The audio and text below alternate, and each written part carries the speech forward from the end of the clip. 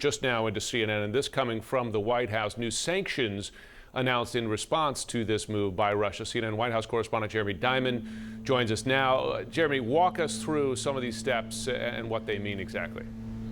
Yeah, Jim, the White House had pledged a swift and severe response to this annexation effort by the Russian president, and that is exactly what we are seeing now. The United States rejecting this annexation move by the Russian president and issuing a series of severe sanctions against Russian officials, their family members, and also targeting, crucially, Russia's defense sector and providers of weaponry and other supplies to that defense sector that are based in other countries. A list of them goes from beginning with the Treasury Department sanctioning the head of Russia's central bank, Elvira Nabiullina. The Treasury and State Department are also sanctioning relatives of members of Russia's National Security Council, including the wife of Russia's prime minister and his 2 adult children. There are visa restrictions on Ochur Suge-Mongush, who is a Russian national who's been accused of torturing Ukrainian prisoners of war.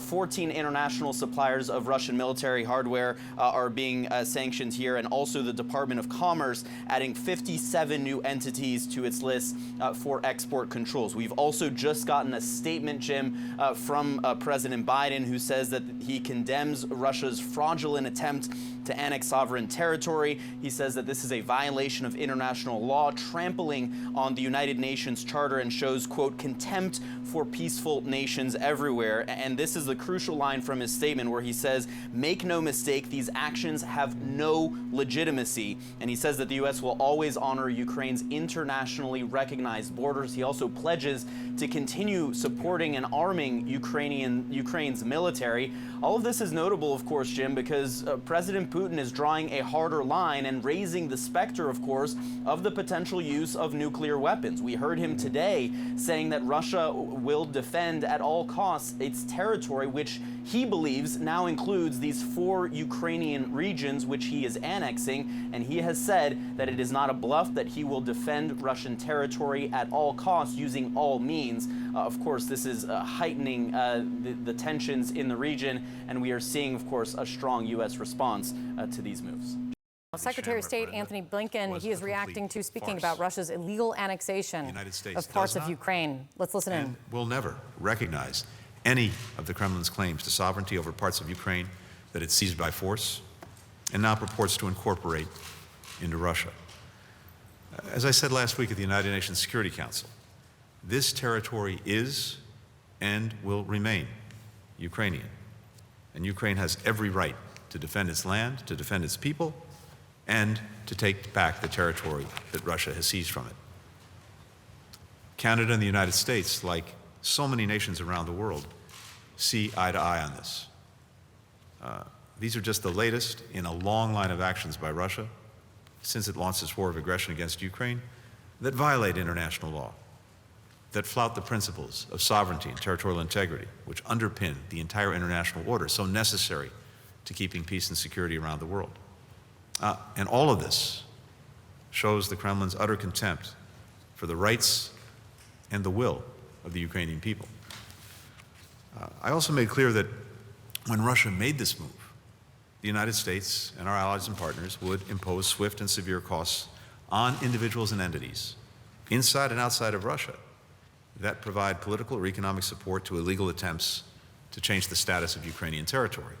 Today, we've done just that in coordination with the European Union, and Canada is taking similar steps as well. We're also issuing a clear warning supported by G7 leaders. We will hold to account any individual, entity, or country that provides political or economic support for President Putin's illegal attempts to change the status of Ukrainian territory. In support of this commitment, the Departments of the Treasury and Commerce are releasing new guidance on heightened sanctions and export control risks for entities and individuals inside and outside of Russia that support in any way the Kremlin's sham referenda, purported annexation, and occupation of parts of Ukraine. We're also taking action today at the United Nations Security Council to hold Russia accountable for the sham referenda and the purported annexations. If Russia blocks the Security Council from carrying out its responsibilities, we'll ask the UN General Assembly, where every country has a vote to make clear that it's unacceptable to redraw borders by force. Every country has a stake in condemning these steps. As UN Secretary General Guterres said this week, and I quote, "The United Nations Charter is clear. Any annexation of a state's territory by another state resulting from the threat or use of force is a violation of the principles of the United Nations Charter and international law." The United States, Canada, and our other allies and partners will continue to assist Ukraine in the fight to defend its territory against Russian aggression. With new security assistance that we announced just this week, the United States has now committed approximately $16.9 billion in security assistance to Ukraine going back to January 2021. In our meeting, the Foreign Minister and I discussed ways to continue supporting Ukraine and our European allies as they prepare for a difficult winter ahead. Our commitment to Ukraine's sovereignty, its independence, its territorial integrity is steadfast. The United States and Canada will also continue to work together at the G7 to help the populations hardest hit by President Putin's war of choice, including by getting life-saving aid to the people most affected by the unprecedented global food crisis. And we'll continue to make crystal clear that we and our NATO allies are prepared to defend every inch of NATO territory.